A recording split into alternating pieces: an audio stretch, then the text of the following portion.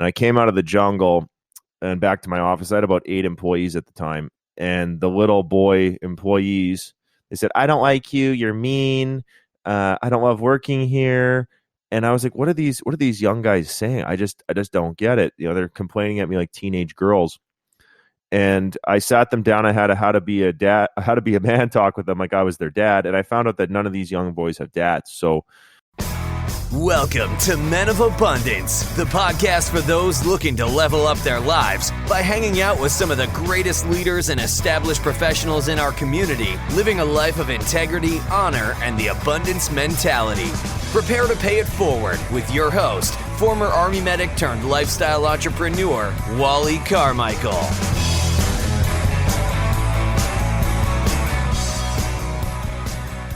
What's up, all of you amazing, abundant leaders out there? I am Wally Carmichael, your founder and host of the Men of Abundance podcast, the Pay It Forward community, proving to you that you can, in fact, and you should, in fact, start living a life of abundance on your way to having more. And here on Men of Abundance, what we're doing is having conversations with other abundant leaders around the world who are somehow paying it forward to the world, or at least their community, and showing you that you can live a life of abundance. You can live your life of abundance. And today's conversation is definitely going to challenge some of your thought processes. And that's the whole point. All of these conversations are designed to challenge your thought process. But this one in particular is definitely going to push some buttons, and I want to continue the conversation. So if you're not already a member of the Men of Abundance Facebook group, then make sure you search Men of Abundance on Facebook or click on the link in the show notes of this episode and request access to the group, because you are going to want to get in on this conversation.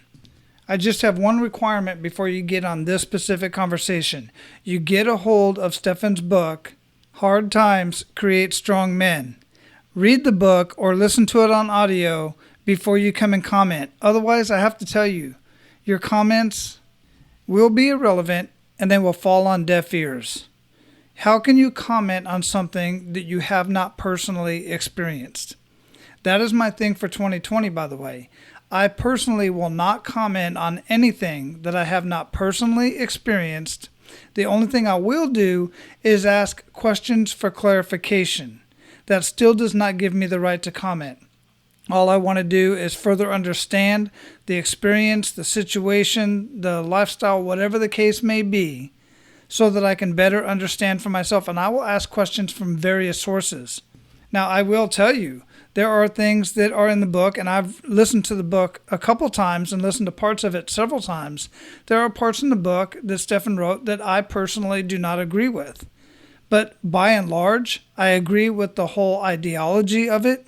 And at the very least, it got me to research other topics and other things so that I could have a better understanding of that topic.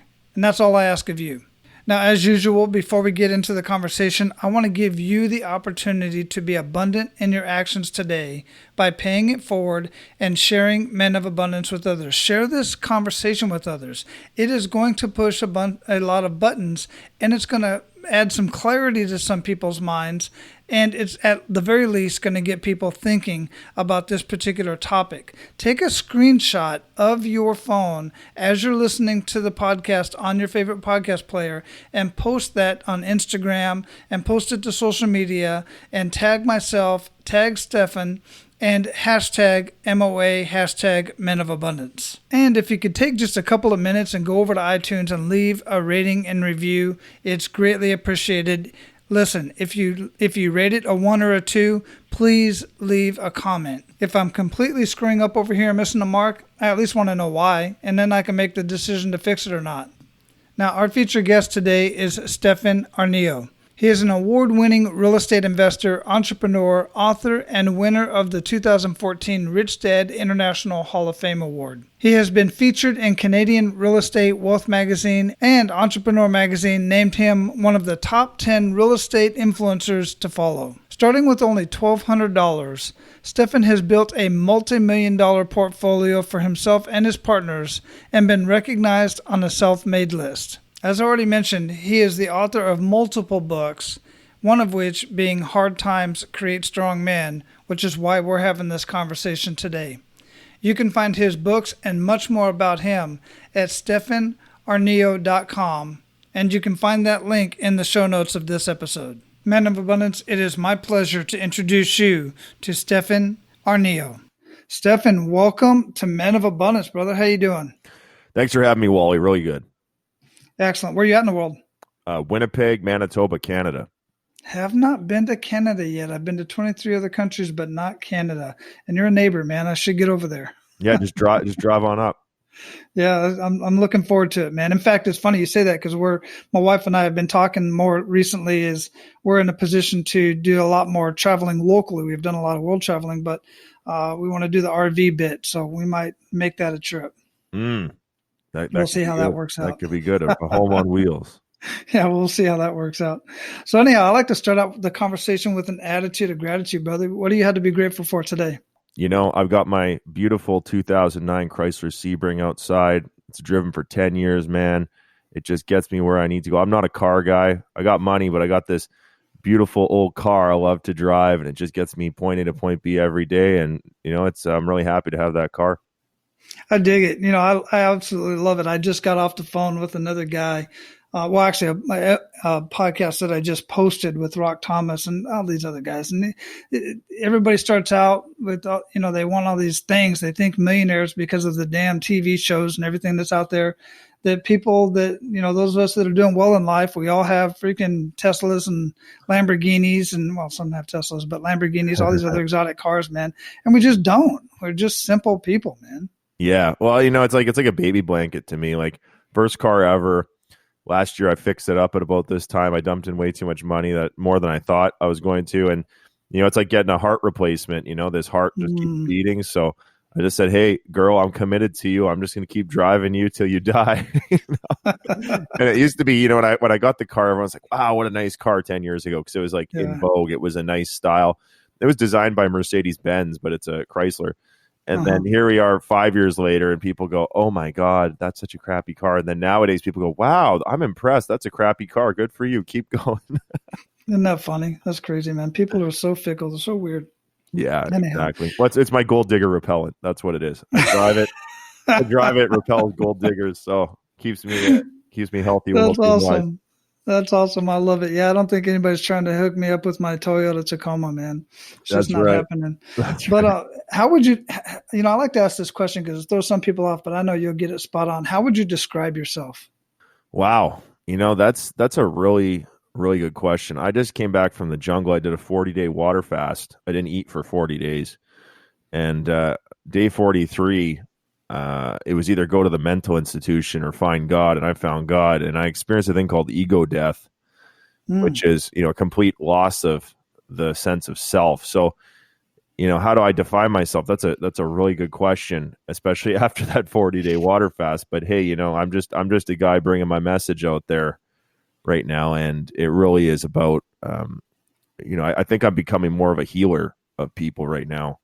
And it used to just be a healer of men, but I'm getting a lot of messed up women with my new book, Hard Times Create Strong Men. I'm getting a lot of women reaching out to me now. So I used to be like a healer of men, but now it's like a healer of men and women because we're just hurting so bad these days. It's very interesting how that works out. As we were talking pre-show with my show being called Men of Abundance, about 50% of the listeners are women, and women have also reached out to me. And some of them, they just dig in the show, but others want me to encourage and lift up their men in their lives, because while some of them have very good income, they're just not there for the family. They're not living their whole life of abundance in family, faith, finances, and fitness. So I get that. And we're definitely going to get into your book, Hard Times Create Strong Men, because that is a very, very true statement. We're going to get into our kick in the gut moment that proves that here in just a minute. In fact, let's do that now. Let's get into that. I like to ask this kick in the gut moment because it is those hard times that create strong men and strong people in general. So if you would, share with us one of your kick in the gut moments and really make us feel that. Well, I'll tell you how the book was written. I was in the jungle. This last year I did 40 days of no food and just water. And the previous year was 18 days. And I came out of the jungle and back to my office. I had about 8 employees at the time. And the little boy employees, they said, I don't like you. You're mean. I don't love working here. And I was like, what are these young guys saying? I just don't get it. They're complaining at me like teenage girls. And I sat them down. I had a how to be a man talk with them like I was their dad. And I found out that none of these young boys have dads. So I went into my condo, and 11 days later, I wrote a book called Hard Times Create Strong Men. It was written in 11 days, and it's What is a Man in Money, Sex, Religion, Politics. And the kick in the gut there is we've got an entire generation, a pandemic of fatherless men. And the stats on that are horrible. The young men without fathers go to jail statistically, and the young girls without fathers end up as strippers or prostitutes. So really, it doesn't play out so well, and that's why I've kind of moved my positioning a little bit from real estate investor over to this Hard Times Create Strong Men, because it's something that I think we truly need right now. I totally agree, 100%. When you look at all of the young men who have done heinous events over the last 10 years or whenever, one thing that they all have in common, a few things, but one thing that they all have in common is none of them had strong male figures in their life, not taking anything away from the strong women that raised them young boys the best that they could. But it's proof in the data that, in the facts, that we need strong men. These boys need strong men in their lives. Well, I'll take it one step further, Wally. We've got such a gender reversal these days in the world, where we used to have strong men and good women, and the men were strong and that was power, and the women were good and that was morality. So it was a blend of power and morality. And now what we have is we have strong women and good men. So the men are weak little good boys, and the women are strong women. But that's a gender reversal, and it's a depolarization of what makes men and women, and it flips the whole thing upside down. And like, men don't wake up in the morning and say, "Ooh, I want to go get a strong woman." Like, no man is really looking for that. And on the flip side, I mean, women don't wake up in the morning and say, "Oh, I want a good boy." Like, they don't ask for that. They want a strong man. So we've created this depolarization and this flip around of the genders, and I don't think it's creating happiness for men or women. Right. And think about this, guys. I mean, you see it time and time again. You might have even had this conversation with yourself or some of your buddies, or even your mom for that matter, and be like, "I'm such a nice guy. Why does she want to go out and be with that asshole?" The biker. Why does she want that raw masculine energy and that biker with the huge beard who's beating her up?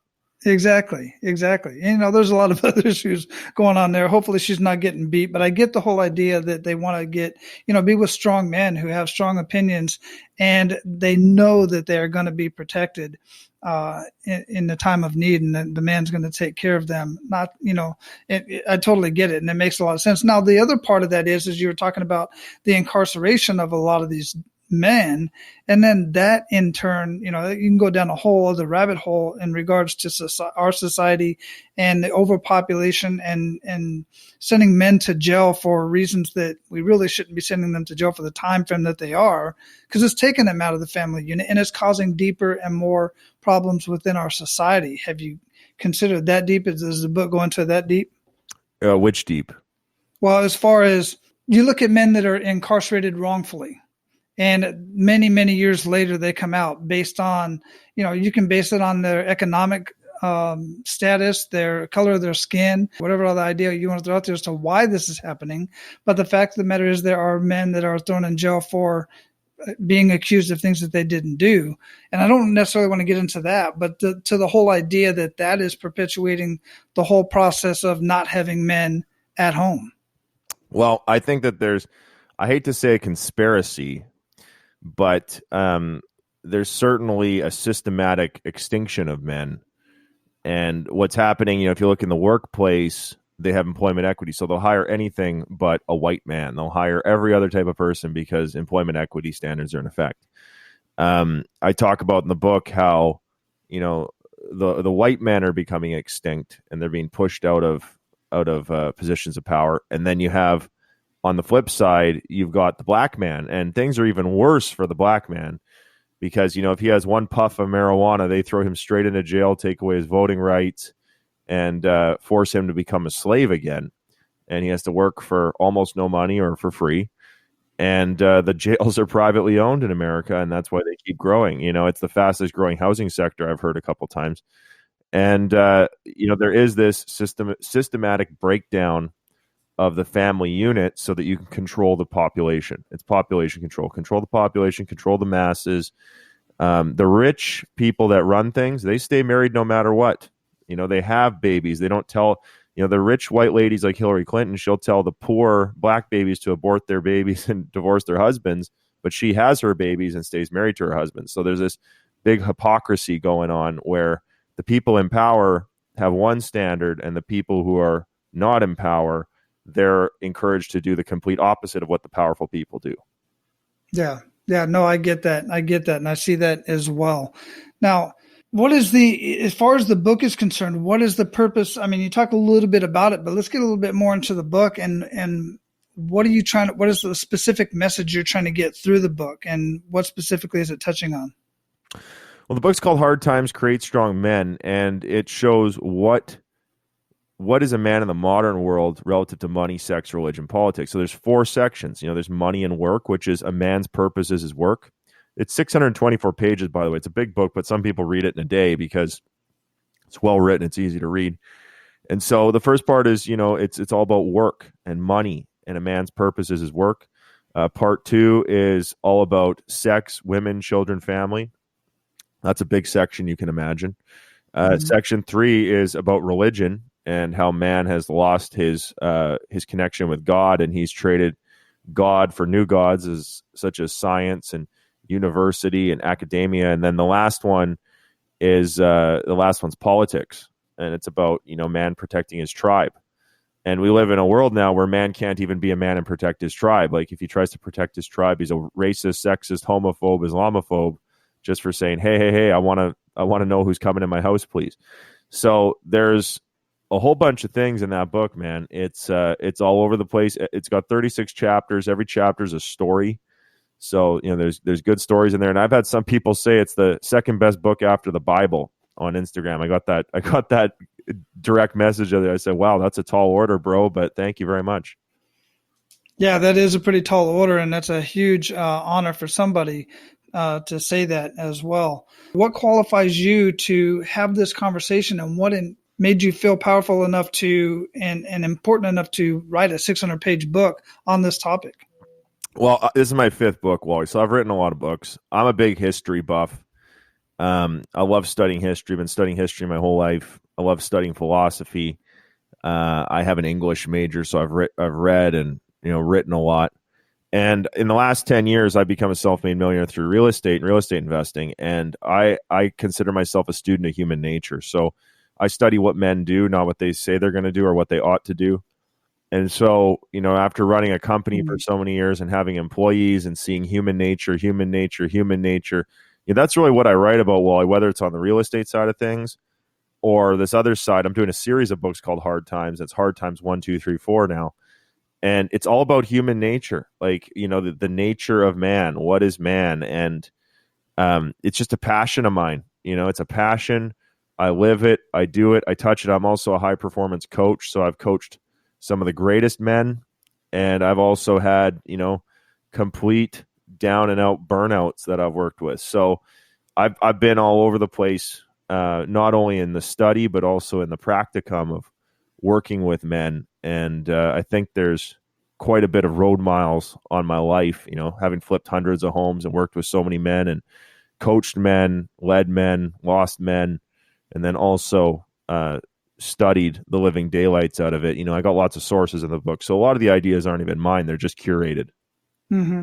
No, I love that. And brother, seriously, thanks for sharing that, Stefan, because I think it's important for guys to understand where we're coming from when we're talking about these type of issues. And it's just refreshing that it's coming from you in such a way, because I love what you said, that you study what they do, not what they say, because so many men say a lot of stuff and they say it, and in the same breath, they know they're not going to act on it. Well, men are liars. They're liars. I mean, all men lie. They're lying, mm-hmm. they're lying, and they lie for resources and for women. And for ego. And that's what men do. And ego is a protection. It's a protection. It's a shield. to shield man from everything else, himself, the elements. And that's cutting through man's lies and man's bullshit. Like, I'm running a class this weekend called we do a class called the 100K Challenge, and this weekend it's a negotiation class, and we're going to have, I don't know, 60 people or so in the room, and they're going to be negotiating against each other for cars, houses, furniture. And as soon as we start the game, it's for real money. They do 30 live negotiations for real money. As soon as they go in there, they all start lying, cheating, and stealing in 2 seconds. They'll come in and say, I'm so moral, I'm so Christian, I'm so good, I love you, blah, blah, blah, blah, blah. And then as soon as the money's on the table, lying, cheating, stealing. People are even cheating and stealing the real, the monopoly money, the fake money. Where you think they'll steal that? So, there's human nature, and then there's, the spiritual ideals of what we think man ought to be. And human nature usually wins. 99.999% of the time, human nature takes over. And that's why even churches get corrupt. All sorts of things get corrupt, because human nature is always there and will always be there. As long as we have flesh bodies, human nature is there. Yeah. So when I was in the Equal Opportunity Management Institute for the U.S. military, going to be an equal opportunity advisor to a couple generals, we played this game called Haves and Have-Nots, and we knew it was a game. But regardless of that, just like you just said, the haves started acting completely contrary to what they said that they would, the way they said that they would act. And they started hoarding and making sure that they had these little strategies and techniques and putting laws into place so that the have-nots could not have what we had or what they had. So my question to you in that regard is, if that's the case, if all men are liars and human nature is going to take over, then when we're going into a deal and we know this type of information, we think we're not going to fall into that. How do we get around that? How do we not stifle the process and move forward with the deal? How do we get around it? Well, or do we? I'll say there's 2 things. So look, let's just talk like general political theory here for a second. So if you're poor, you typically go to the left side of the spectrum. And that's because you don't have anything and you want someone to give you some resources. If you have stuff, you vote on the political right to protect your resources. But if you're super, super, super ultra rich, you vote on the left, because then you can enact laws to protect your stuff. So if you look at the political spectrum, you look at the guys like Jeff Bezos or Warren Buffett, they go to the left because they can put laws in to keep other guys from coming after them. So they're so rich, like they're not even about freedom anymore. They're more about slavery on the left. And then on the right, those people are usually trying to protect their stuff and be free. So it's this crazy dichotomy between the haves and have-nots. If you have nothing, you go left. If you have something, you'll go right. And then if you're super, super, super rich, you're on the left again to frisk everybody and keep them out of your stuff. So it kind of like flips around there. And I wrote a book called The 10 Commandments of Negotiation, and it's like 30 laws of human nature. And it's human nature, human nature, human nature. Now, all you can do will always respect the fact that somebody on the other side of the table, he's a human. He's got a monkey brain. He's got a reptile brain and a God brain inside of him. And you're probably talking to the reptile and the monkey most of the time, because those 2 brains have the God brain hostage. And, the God brain, the thinking brain, the part that does connect to God, can come out and create art, and it can play the piano, and it can paint beautiful paintings, and it can tell you lies.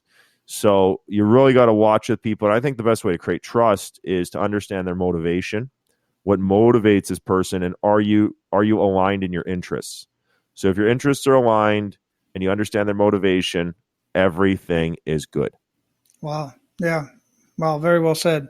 Excellent. So what are some good other good news stories other than your book being listed right underneath the Bible by one of your readers? What are some other good news stories coming out of the work that you've been doing? Well, I've had same book. I've had young guys message me and go, wow, this book made me stop masturbating. I've had people say, hey, I just married my girlfriend because I read that it was unmanly to just date her and not marry her. I've had U.S. Navy SEALs message me and say, I want to cite it in my book. I had somebody say it's a better book than The Game by Neil Strauss, which is a pretty huge book.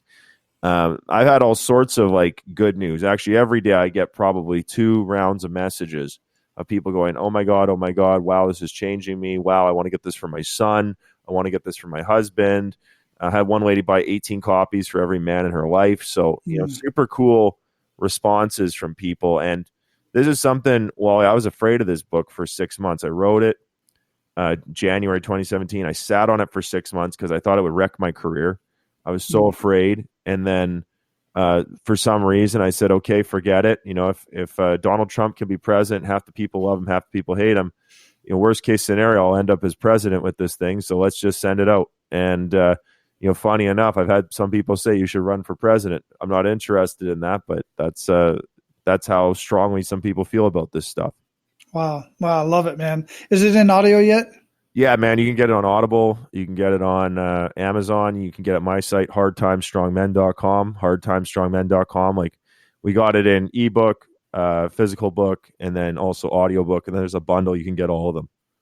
Excellent. Yeah, I'll definitely be getting a hold of that. It's the type of reading I like to get into, man. So, brother, we're at the point of the conversation where we are going to pay it forward to our abundant leaders. Ready to do that? Yeah, let's do it. Excellent. All right, all of you abundant leaders out there, I need your help. I've got myself into a little bit of a bind. And in true Men of Abundance form, by helping me out, you're going to pay it forward and help others out as well. Possibly even yourself. I don't know. So over the last couple of years, I have been perfecting my skills as a business and marketing strategist, and I've gotten very good at it. What else I've gotten good at is attracting amazing clients, amazing business owners to help them in their business. And what I've realized is when certain people get at a certain point in business, they feel they want to pay it forward and they want to become coaches and help others, or at least mentors, and help others out in their industry. The problem is, like I had in the very beginning, they don't know how to start a coaching business. And even if they do know how to start a coaching business, they certainly don't know how to gain clients. This is the biggest problem amongst coaches and business across the board, is getting more clients. You see it all the time. I need more leads. I need more clients. If only I could get in front of the ideal prospect or the ideal client, then I could do amazing things. So I've got a solution for that. Not only am I training at my own expense coaches, building their websites, giving the marketing collateral, all that stuff, making it so that they are massively successful. There's no reason why they couldn't be successful. I'm taking it a step further. I am also training at my own expense speaker trainers who are business-minded and want to actually get paid to speak. The speakers will speak, the coaches will coach, and everyone will get paid.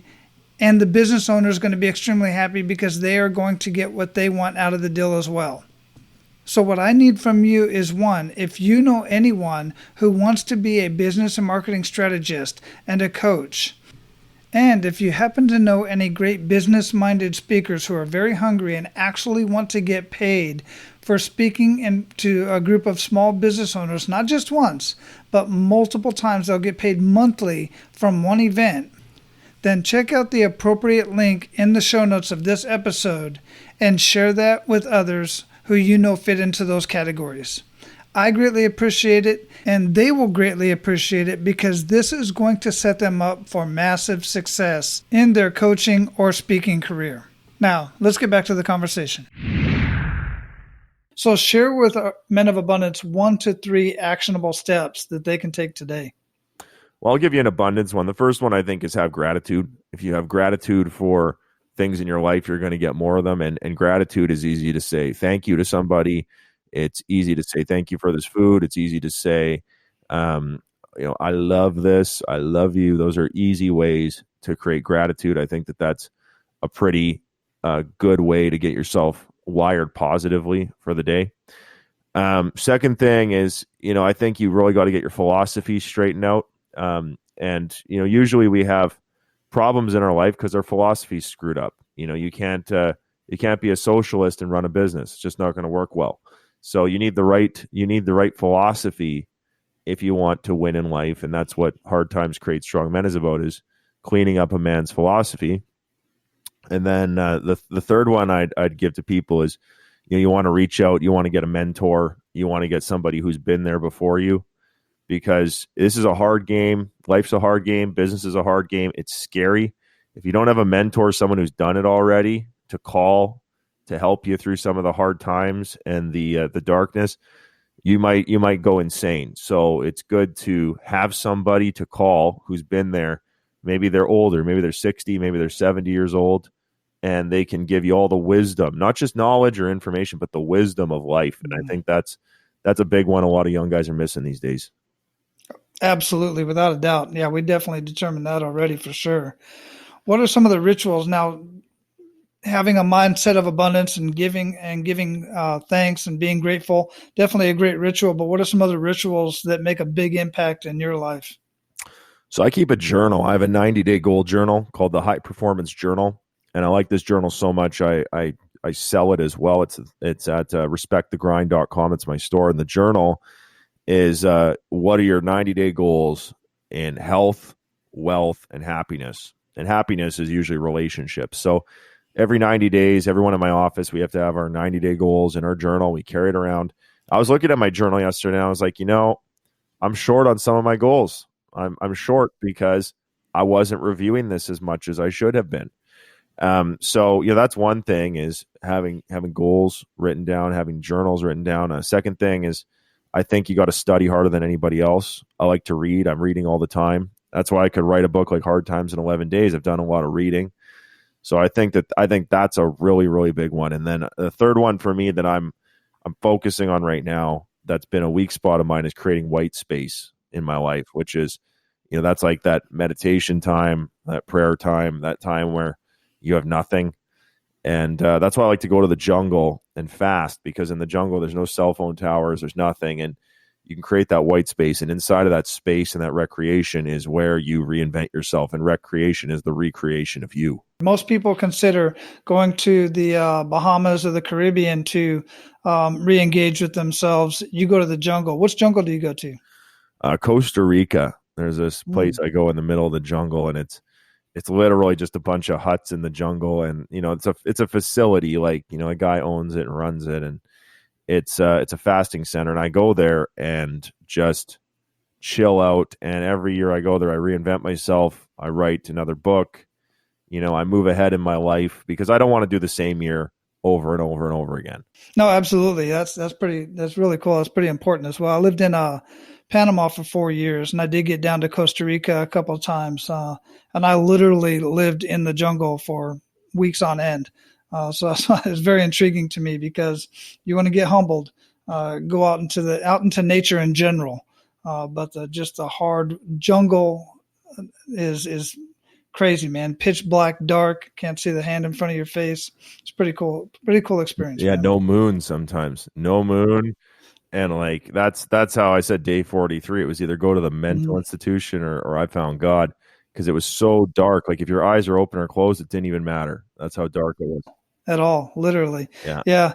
So you've mentioned quite a few resources, books, your books. What would you recommend to our abundant leaders to read or listen to, and why?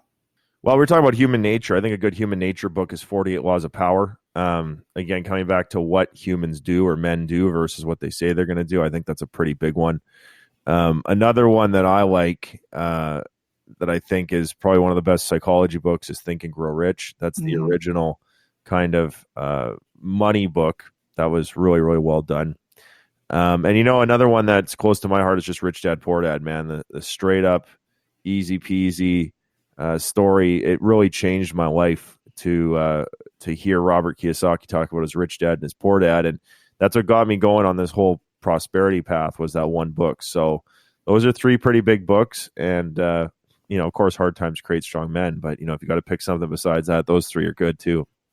Yeah, that's pretty cool. And you mentioned Rich Dad Poor Dad. You're also in the Hall of Fame, the International Hall of Fame of the Rich Dad Poor Dad. Is that right? That's right. Yeah, 2014, I was inducted into the Hall of Fame, and that's a very prestigious award. They give out one a year in Canada, and I think 5 a year in the United States. So pretty rare to get one of those. Yeah, that is pretty rare. You're only the second person I've ever talked to that actually has that.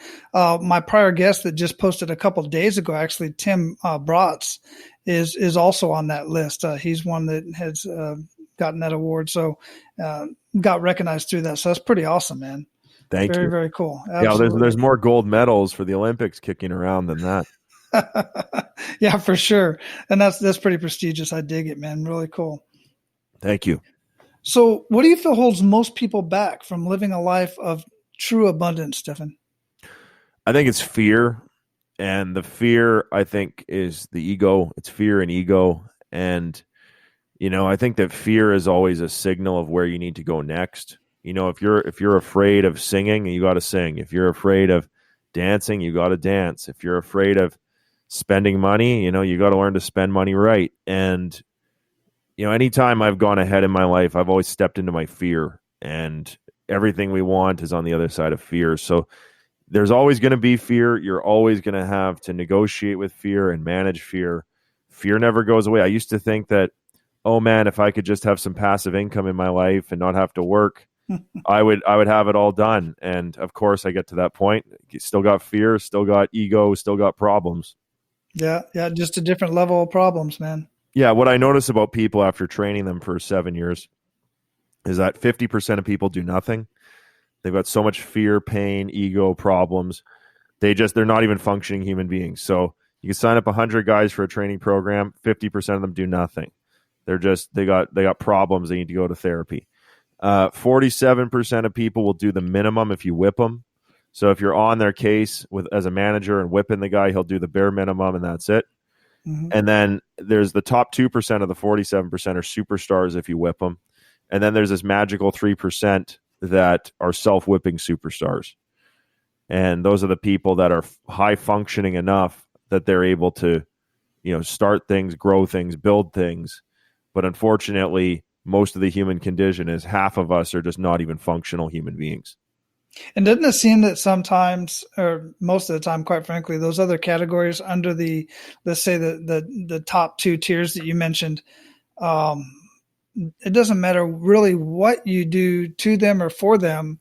They just are not going to budge. Even though it's their dreams, their desires, their goals that came out of their mouth, they're just not going to do what needs to be done to either move away from pain or towards pleasure. Well, I read this great story the other day, and this story, you're going to love this. This is exactly illustrating what we talked about. There's this professor, and he wanted his staff to do, or not his staff, his students to do well. So he said, okay, students, 2 weeks to the exam. I'm going to give everybody all the answers in advance. So he gave everybody all the answers to the exam, all the questions, and they spent 2 weeks studying it in class. Day of the exam comes. Guess what happens? Guess what the results are? I have no idea. Well, Wally, they run you'd imagine they'd all get straight A's. Day of the exam comes. It's the normal bell curve. The A students still got A's. The B students still got B's. The C students still got C's, and the D students and the F students still failed. And, the professor said to one of his A students, he said, why is this like this? And the A student said, well, the other people didn't believe that these were the right answers. And so it comes down to belief. The people at the top, they believe they should be there. The people at the bottom believe they should be there. The rich believe they should be rich. The poor believe they should be poor. The haves are the haves, and the have-nots are the have-nots. And everybody is right where he believes he should be. And so to change his position, you must change his belief. Wow. Yeah, that's powerful, man. That's super powerful. That also reminds me of the whole idea that if you gave everybody in let's say in the United States, for instance, give everybody the same amount of money, take everything away from everybody, it's all going to correct itself over the next 5 to 10 years or whatever the time. I think it would correct itself over a month. Yeah. Give everybody $10,000, it would all go to the same places. Everyone would buy. It's like inheritance. When people get an inheritance from their dead grandma or dead grandpa or whatever, statistically, they go out and buy a new car within 2 weeks. Well, it wasn't their money in the first place, so they'll just lose it. Right. And my family, I think my grandma gave out an early inheritance, and people are doing dumb things like finishing the kitchen cabinets or refinishing the hardwood floor that'll be out of style in 5 years. So just complete and utter nonsense of what people did with their money. And it's really sad that when you didn't earn it, you don't take care of it. Yeah, absolutely. Same with lottery winners and people that come into cash in other ways super quick that they did not earn and put in the time and the effort, blood, sweat, and tears. So what does being a man of abundance mean to you, Stefan? Well, I think there's two mindsets out there. There's an abundance mindset. There's a scarcity mindset. And a man of abundance is living in that spiritual abundance idea. And, I'll say this too, being a man is you are flawed. You're imperfect. All men are flawed. And you will be in abundance sometimes, and sometimes you will not.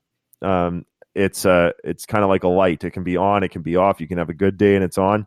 You could have a bad day and it's off. And I think that being a man of abundance is doing the things you have to do to be on the abundance side most of the time, because there's the light and there's the dark. Abundance is the light, and then every man's got darkness inside of him, and you want to stay out of that darkness as much as possible and go in the light. Yeah, very good answer. I appreciate you sharing that, man. So we are going to close this up, brother. We are going to have all the websites and everything that you mentioned, all the resources linked up in the show notes. So guys, don't worry about writing any of that down. I know you're trying to as we're going through, because it's very, very intriguing and important information for you to get a hold of. But before I let you go, Stefan, what did we not talk about that you want to ensure that our abundant leaders get out of our conversation today? Well, I'd love if they got themselves a copy of Hard Times Create Strong Men. I think that'd be great. It's a challenging book. It's rated R. It says rated R for relevant. Burn this book if you're easily offended. Like, don't read it. But I think that we really need the challenging ideas. We need to challenge our beliefs. We need to really check our premises, and anything that people say is status quo, I think you got to challenge everything. So check out Hard Times Create Strong Men. You get it at hardtimesstrongmen.com. That's hardtimesstrongmen.com.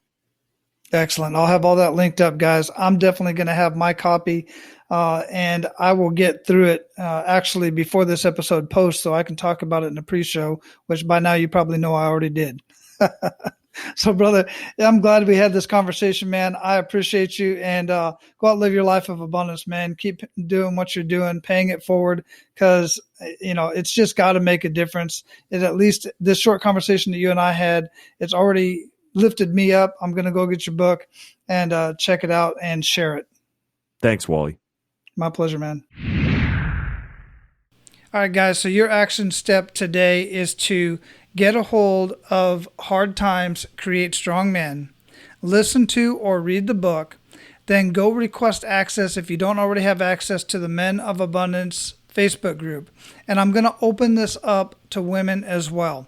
In the past, I've only had men in there, but since I have women on the show and I have many women listening to Men of Abundance, I'm going to open the dialogue up. I want to have more conversations, and I just feel we're going to have a much better conversation if we include everybody to have this conversation.